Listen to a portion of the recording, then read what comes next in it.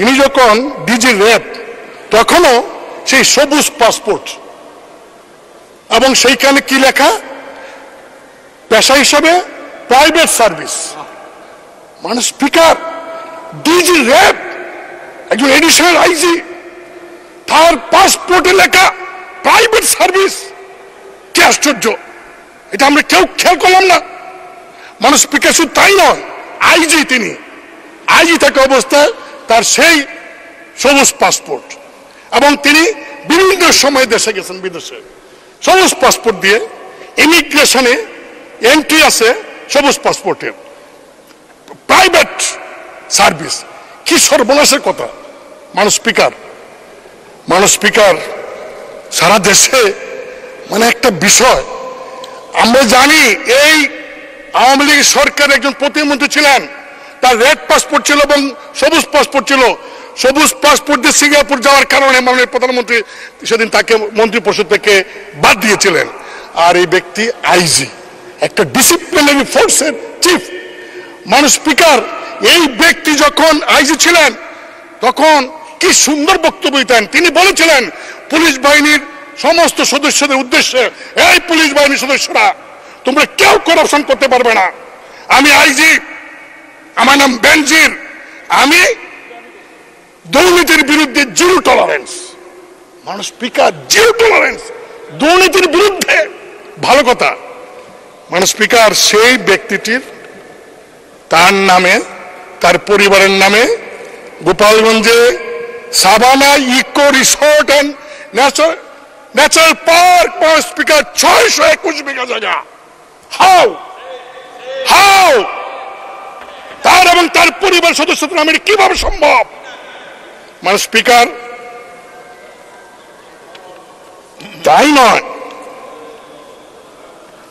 তিনি যখন DG RAB, মহানগরের ডিএমপি কমিশনার এবং আইজি, এই সময়ের মধ্যে তিনি কিন্তু এই সম্পত্তির মালিক হয়েছেন। রিটায়ারমেন্টের পরে গিয়া যে তার পৈতৃক ব্যবসা থাকে, মালিক হন, আফসোস ছিল না, কিন্তু ওই চাকরি করে কালীন তিনি এই সম্পত্তির মালিক হয়েছেন। মানুষ স্পিকার, কি সম্পত্তি! আমার একটু সময় লাগবে, আমি কারণ এগুলি বলছি এই কারণে। মানুষ স্পিকার, যে সারা দেশে এই ব্যক্তির কারণে ক্ষমতাসীন দলের এত কাজ করার পরেও আজকে প্রশ্নের মুখে এসে দাঁড়িয়েছে। মানুষ 2015 থেকে 2020 সাল পর্যন্ত তিনি ডিজি এবং ডিএমপি কমিশন থাকা অবস্থায় যে জমিগুলি কিনেছেন, সেই জমিগুলি বেশিরভাগ হিন্দু সম্প্রদায়ের, এবং তারা অনেকে সাক্ষী দিয়ে দিচ্ছেন এখন সাংবাদিকদের কাছে, কায়দা কৌশলে পুলিশদের ভয় দেখিয়ে সেই সমস্ত সম্পত্তি তিনি ক্রয় করেছেন। মানে স্পিকার, রাজধানীর গুলশানে একদিনে বিলাসবহুল 4টা ফ্ল্যাট, এক হালি ফ্ল্যাট তিনি একদিনে কিনে ফেললেন। কি আশ্চর্য! মানে স্পিকার, উত্তরায় এবং বাড্ডায় 7তলাতে 2টা বাড়ি। বাওয়াল রিসোর্ট, যে রিসোর্টে অভিযোগ প্রায় 30-40 বিঘা জায়গা বনের, এবং সেই বন বিভাগ থেকে এখন বলা হচ্ছে তাদের জায়গা দখল করে বাওয়াল রিসোর্ট করা হয়েছে। সেটারও আমরা জানতে পারলাম 25% শেয়ারের মালিক তিনি। মানে স্পিকার, একটি শিশুর বিন্দু, steel industries limited, ST Peter's school of London limited, 19টি কোম্পানির শেয়ার, 30 লাখ টাকার সঞ্চয়পত্র, 33টি ব্যাংক হিসাব। মানে স্পিকার, শুধু তাই নয়, ঠাকুরগাঁও সদরে 50 বিঘা জায়গা তার এবং তার ফ্যামিলির নামে। জলঢাকা নীলফামারী 50 বিঘা জায়গা, নীলফামারী কিশোর সদর 50 বিঘা জায়গা, বান্দরবন সদর এবং লামা উপজেলায় 250 বিঘা তার নামে।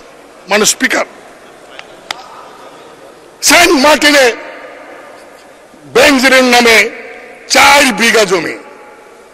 মানে স্পিকার, ইন্দ্রাণী বিচে কক্সবাজার 2 বিঘা 3 মেয়ের নামে। রাজৌরি উপজেলায় জিশান মির্জার নামে তার স্ত্রীর 273 বিঘা জমি, গাজীপুরে 200 বিঘা জমি। মাননীয় স্পিকার, কয়েকদিন আগে তিনি চলে গেলেন।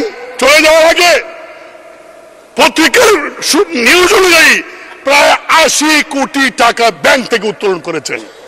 মানে স্পিকার, আমি একটু বলতে চাই, আমাদের মাননীয় স্বরাষ্ট্রমন্ত্রীর মধ্যে খুব ভদ্র মানুষ, অত্যন্ত ভালো মানুষ, খুবই ভালো মানুষ। তিনি বলেছেন সাংবাদিকদেরকে যে এই যে বেনজির তার পরিবার সহ বিদেশে গেলেন তিনি জানেন না। মানে স্পিকার, খুব কষ্ট পেলাম। তিনি জানবেন না কেন? হ্যাঁ, যেতে পারে, যেহেতু বেনজির সাহেবের কোনো নিষেধাজ্ঞা নাই, যেতে পারেন। জানবেন না কেন? কারণ তিনি তো এয়ারপোর্টে ইমিগ্রেশন হয়ে গেছেন। ইমিগ্রেশনে তো কোনো ভিআইপি, আর তখন সারা দেশে আলোচিত বেনজির, তিনি ইমিগ্রেশন দিয়ে গেছেন, আর ইমিগ্রেশন ডিপার্টমেন্ট তার মন্ত্রণালয়কে জানায় নাই, সরকারকে জানায় নাই। যদি না জেনে থাকে তাহলে ইমিগ্রেশনের সমস্ত কনসার্ন কর্মচারীকে সাসপেন্ড করা উচিত। মাননীয় স্পিকার, অনেকে বলছেন সরকারের লোকেরা যে ওই তার বিরুদ্ধে তো ওয়ারেন্ট নাই। 24 এপ্রিল থেকে মাননীয় স্পিকার দুদক তার বিরুদ্ধে টিম করে বিভিন্ন তথ্য চাইতেছে। সারা দেশে মানুষ জানে একজন রাজনৈতিক নেতা চিকিৎসার জন্য বিদেশ যাবেন, তাকে আপনারা এয়ারপোর্ট আটকে দেন, 2 ঘন্টা বসে রাখতে পারেন। আর এরকম একজন ভিআইপি যিনি সারা বাংলাদেশে মানে কিনার কোনো বাকি রাখেন নাই, তিনি চলে যাবেন দেশের বাইরে, আর সরকার জানবে না, হতে পারে না।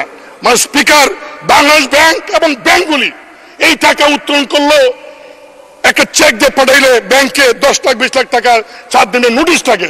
70-80 কোটি টাকা তিনি কিভাবে উত্তোলন করলেন আমি জানি না।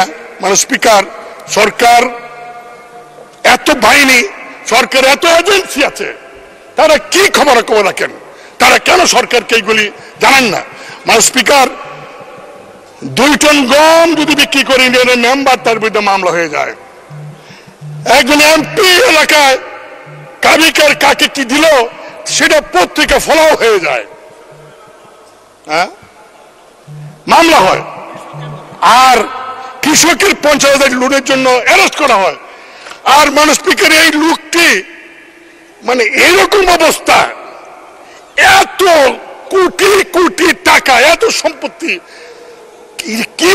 কিভাবে সম্ভব হলো? কেন সরকার দেখলেন না? মাননীয় স্পিকার, যতই বলেন সরকার এখন দায় দায়িত্ব নাই, এই কথা বললে দেশবাসী মানবে না। কারণ এই ব্যক্তি তো এই সরকারের আমলে প্রমোশন পেয়েছে, পোস্টিং পেয়েছে, এবং এই সরকার আমলে চাকরি থাকা অবস্থায় এই সমস্ত সম্পত্তি সে ক্রয় করেছে এবং দুর্নীতি করেছে। আর সে বলে দুর্নীতির বিরুদ্ধে জিরো টলারেন্স। মাননীয় স্পিকার, আমি শুধু এটুকু বলবো যে এই বিষয়টাকে গুরুত্বে যে যদি সরকার ব্যবস্থা না নেন, দুদক তদন্ত করছে, তদন্ত বছরের পর বছর যদি চলে, এই তদন্ত যদি শেষ না হয় এবং কোর্টে গিয়ে বিচার না হয়, মানে স্পিকার, তাহলে দেখা যাবে আরো যারা আছে বেনজির তারা আস্কার পাবে। এবং মানে স্পিকার, আমি আপনার মাধ্যমে দাবি করব, যত সরকারি আমলা আছে, এই এমপি যারা আছে, যারা পলিটিক্যাল পার্টির নেতারা আছে, তাদের সবার হিসাব আপনি নেন। সরকার সবার হিসাব নেক, আমি আমার হিসাব 1 ঘন্টার মধ্যে দিব। আমার কি আছে, আমাদের কি আছে? মাননীয় স্পিকার, এই যে বিভিন্ন এলাকায় বাড়ি হচ্ছে, গাড়ি হচ্ছে, লেটেস্ট মডেলের গাড়ি, আমরা টাকা পাই না বাজেটে, আমরা ইনকাম ট্যাক্স ধরতে পারি না। অথচ এই রিসোর্ট, এই যে লাক্সারিয়াস লাইফ লিড করে একজন বাড়ির মধ্যে বিদেশি ফিটিংস লাগায়, এগুলি কেন অর্থ মন্ত্রণালয় দেখে এই ট্যাক্সের ব্যবস্থা করেন না? তাহলে টাকা অভাব হয় না।